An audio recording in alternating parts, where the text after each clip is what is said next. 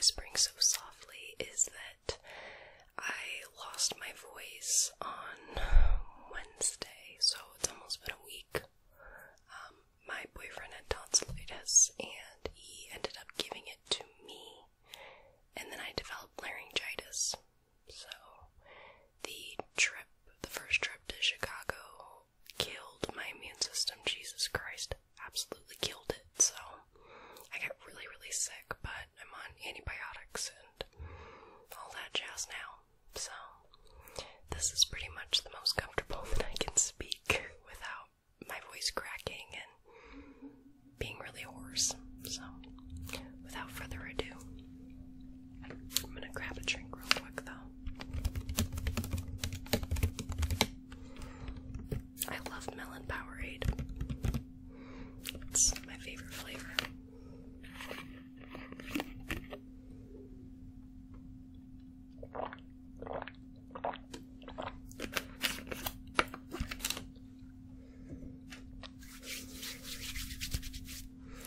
Okay, so I first went to Chicago on Monday the 13th, I believe.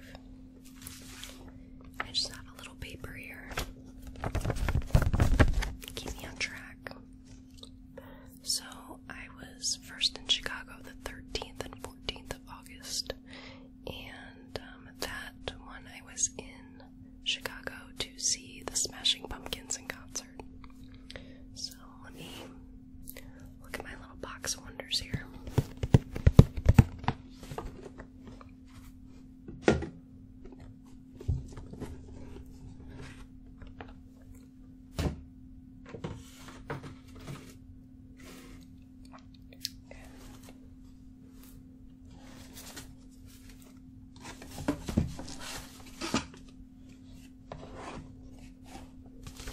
I have a couple things, but not everything.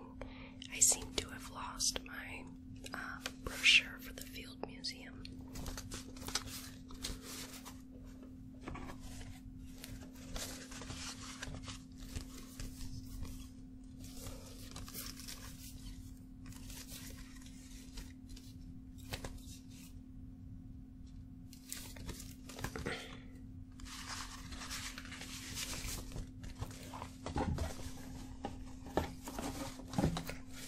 I think my boyfriend kept all my stuff from the Field Museum. So, first, when we got to Chicago, it was a little late. I think it was about 11 in the morning, and we were staying with our friend Narendran. So, we went and met up with him, got the house keys, got all that, and while we were copying the keys, he had us get him in his office lunch while we were out. So we ended up actually getting into Chicago about 1 o'clock. Now the concert was at 7:30, I believe, and I wasn't really sure what to do. I had a few things on the itinerary. I ended up getting a city pass, which was awesome and really easy, and I would highly recommend it if you're going to be in Chicago. If you're going to go at least 3 places that are on that list, I believe it's the Shed Aquarium, the Field Museum. I think you can do the planetarium or the aquarium. You can do the Art Institute, you can do the Sky Deck, you can do the Museum of Science and Industry. There's a bunch of different options on there. And if you're going to go to at least 3, then I would recommend getting it, even if you're not going to use the rest of it, because you got like exclusive access, you got like your full ticket pass, and the cost for me and Sam to go to a few different places was less than if we had just paid out of pocket. So I went with my boyfriend to Chicago. I hadn't been in several years, I think. So he hadn't been in a really long time either. And when we first got in, we were already talking about having to drive like a dickhead because everybody else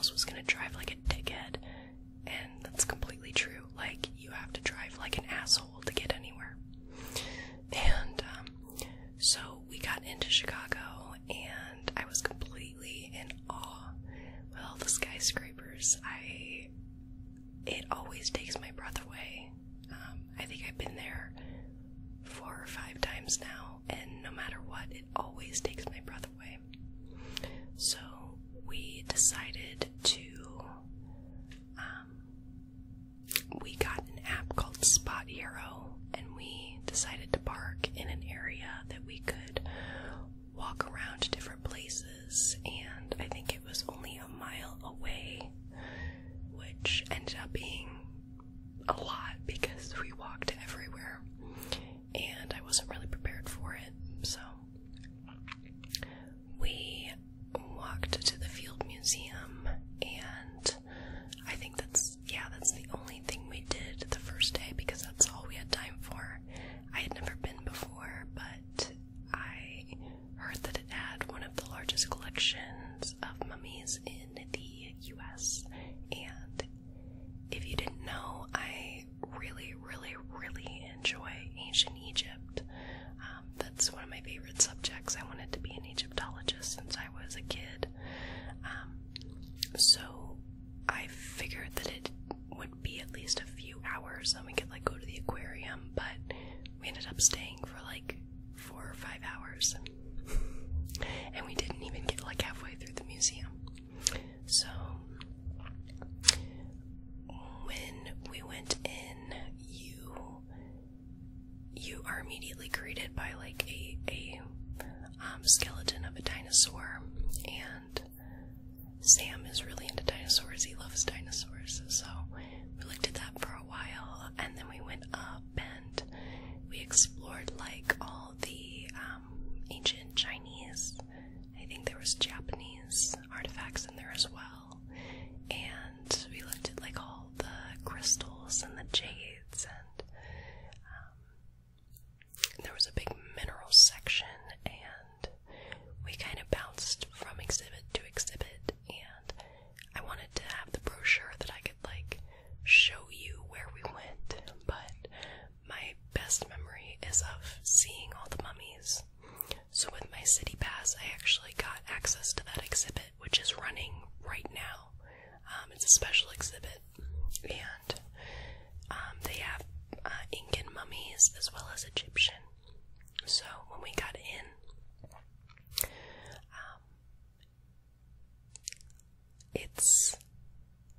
it's so hard to find the words. I had seen mummies in person, a couple of them, at different museums around Iowa, but nothing ever quite struck me like this had. So, you know, when you see mummies, you see obviously decayed, semi-decayed, mummified bodies of people, and I think in that moment, it actually hit me that these were, at one point, people. I mean, you could see their hair, you could see their toes, their toenails, you could see their hands, you could make out, you know, basic facial expressions. I mean, it was something breathtaking to behold, that these beings that were here centuries ago, millennia ago, that you can still recognize them as human beings. And from all the artifacts and all the bits and bobs and pieces that we have today, I mean, it's incredible. So the whole time I spent a lot of time there, and even Sam was really excited to see that. So I think we both had a really good time there, especially because after that we bounced around to like the dinosaur exhibit, and I had never seen like any complete fossils of dinosaurs before. So like they had the Triceratops and the Brontosaurus. I believe is it Brachiosaurus or Brontosaurus that is actually real? No, it's the Brontosaurus that is false, and it's the Brachiosaurus, the ones with the tall head dome. So we saw those. We saw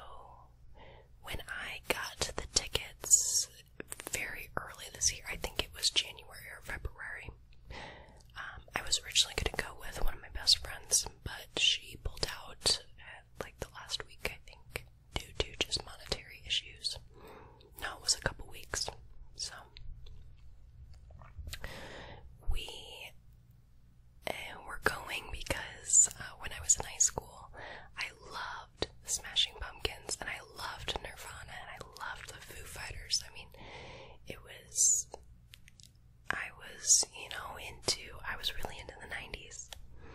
So, I mean, evident by me going to Pearl Jam later that week. But we had chosen to go because of the experience. And I mean, it's pretty well known that Billy Corgan's narcissism and, how full of himself he is has made an impact on why they weren't together anymore. And it was an experience that I just needed to have. So when I looked them up on YouTube before, I mean, they were alright, but it wasn't something that I'm like, oh yeah, this is gonna be a great concert. I was like, it'll probably be a good concert, but I don't know how good. I'm going more to say that I had gone. And we had gotten there early. I mean, there were so many people. It was sold out. I mean, it was just, it was exhilarating to, like, be in that atmosphere. Just a second. I'm gonna start coughing if I don't drink something.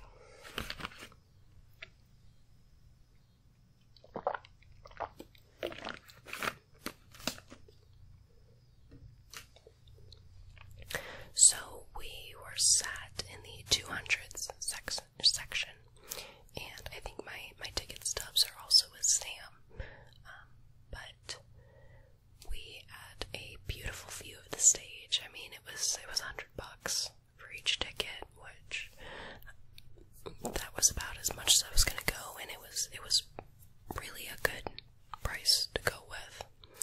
So the opening band was Metric, and my friend informed me that they have a song in Scott Pilgrim vs. the World.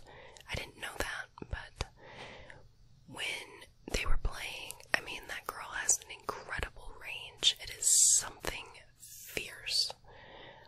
But, like, it wasn't super my style, but it was still, like it mixed a lot of genres in one song, and one or two songs sounded like kind of revolutionary, but then the more they played, it all just kind of sounded the same for me, which, I mean, that's not the band I was going for, so it was just an added bonus.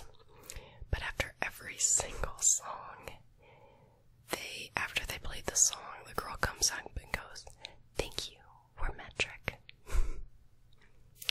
So that kind of told the better part of the experience. But I get that, you have a brand and you want to promote it. It's just a little excessive. So then, when the Smashing Pumpkins were playing, they had these big curtains across the stage. I think they were a dark color. It was hard to see what color they were. And they pulled back the curtains, and there was kind of an instrumental sort of music going on. And they had this big screen up on the stage that was playing clips of, I imagine, the band members. I mean, mostly I recognize Billy Corgan.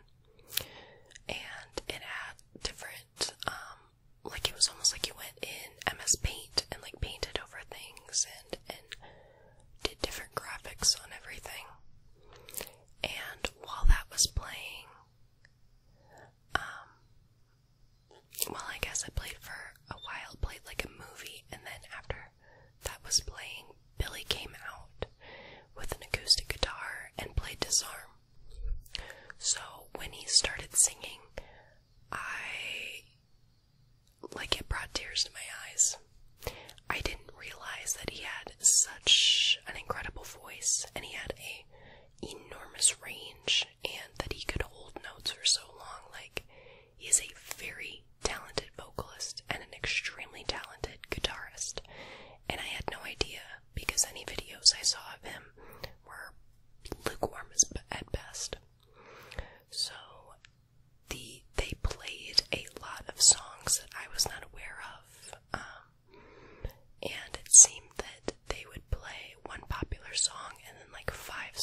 things that were enjoyable but not recognized as much. So I imagine that was great for people who are like diehard fans, but it was kind of long in my opinion. I think they played for almost 4 hours. No, 3.5 hours. And it could have been shortened, but I am also happy that they didn't at the same time. So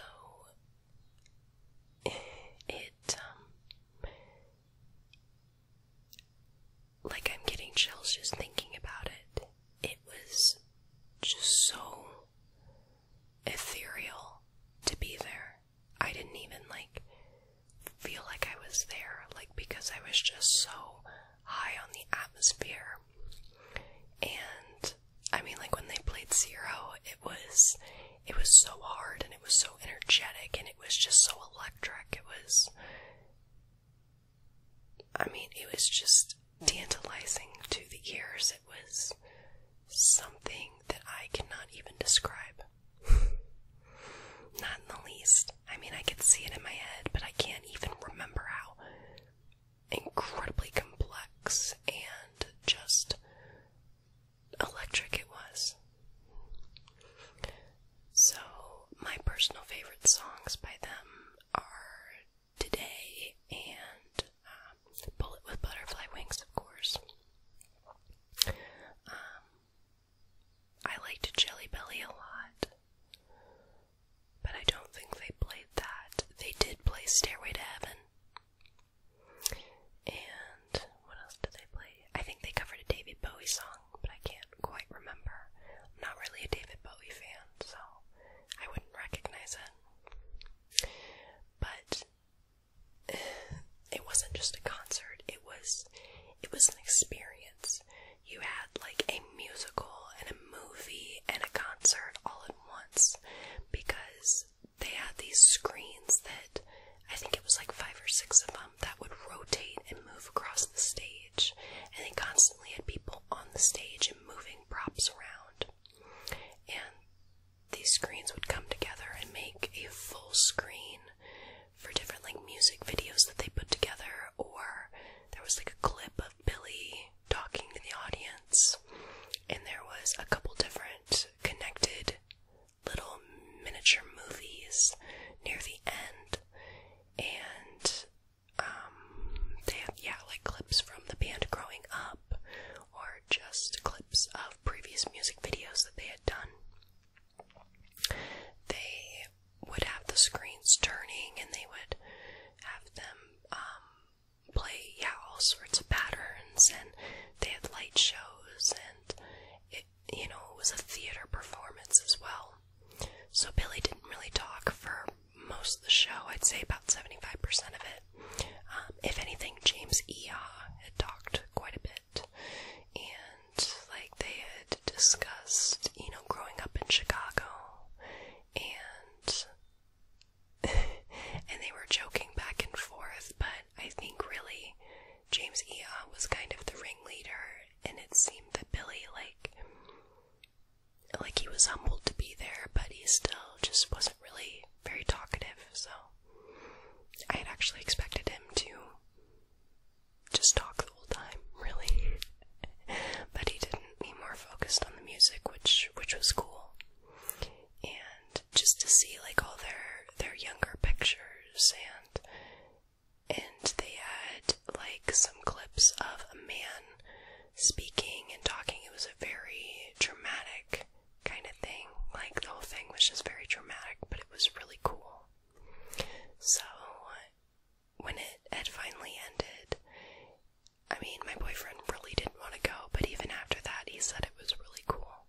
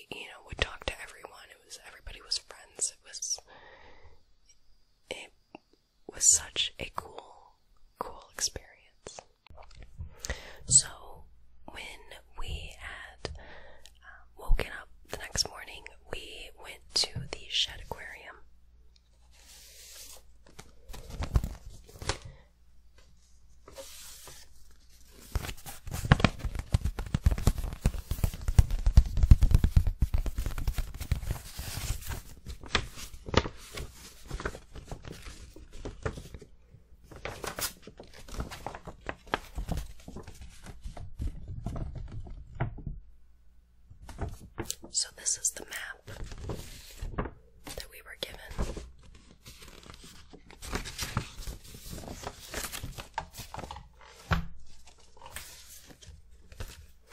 And Sam had us get tickets to the shark movie, of course. He loves sharks.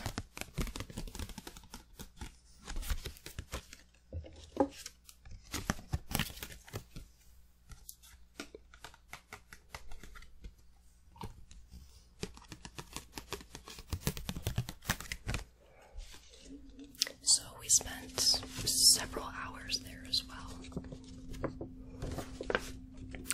Let's see, we came in and we went main lobby, Amazon Rising. Okay, so we went through the Amazon area first, and then we had gone to see the shark movie, which was about 15 minutes, and we had seen the dolphin showing their little show, and there was a sea lion, and there was a barred owl, which was really cool. And then while we were down there, we also saw like the penguins and the belugas. So I have a video of a beluga. She has a towel, like a mesh towel, and they are playing with the towel, which is really cool. And they had some toys out, and we played with the starfish, which was really cool. They feel like wet sponges, they feel like marshmallows, like gelatinous marshmallows. It was so odd. I had dissected a starfish before, but it was really odd. Let's see. Then after that, we went and touched the stingrays, which is in an outside area, and I think we spent the most time playing with the stingrays. I think that was like my favorite part of the trip. So there's this big pool, and you just stand at it and you hold your hand just above the water, like just in it, and these stingrays just come up. They're under the water, and they come up and they let you touch their back, which was so cool. They were so smooth, and there were like 20 stingrays in there, I think, and there were some pink ones, there was gray ones, and just all of them would, just come up above the water, and it was almost like they really liked being petted. I think that was the coolest thing ever. I'll probably include my video of doing that, if not, at the very least, my pictures. I use Windows Movie Maker for my editing thing on my beta computer, so the audio gets messed up when I add more video or try to put it into the video, so we'll see how it works out.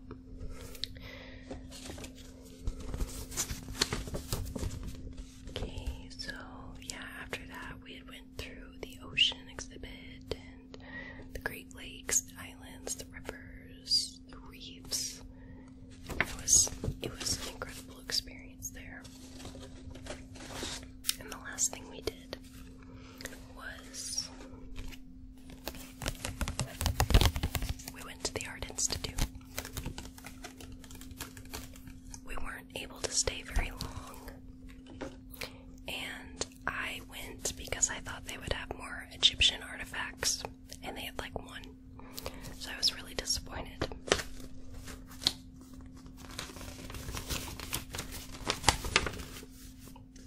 Okay, let's see.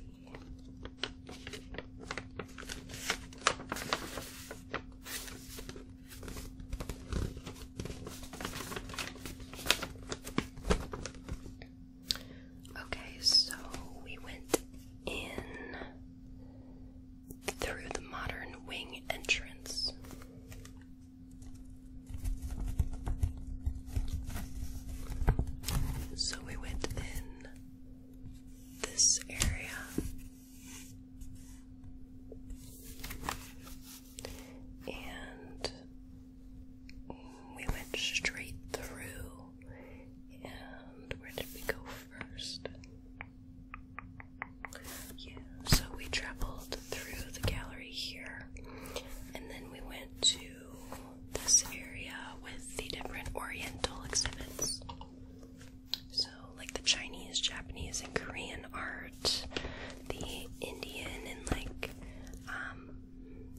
just